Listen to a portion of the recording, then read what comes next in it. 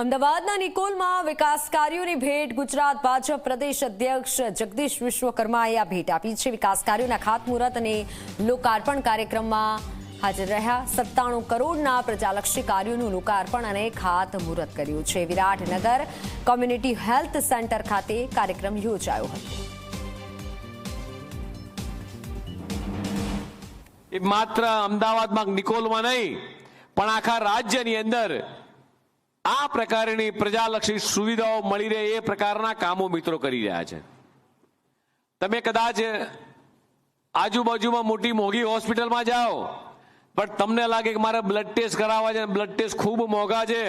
મેં હમણાં પૂછ્યું ભાવિનભાઈને કે આખી બોડી પ્રોફાઇલ મારે કરાવી હોય, આખી બોડી ચેકઅપ કરાવવું છે તો કેટલા રૂપિયા થાય?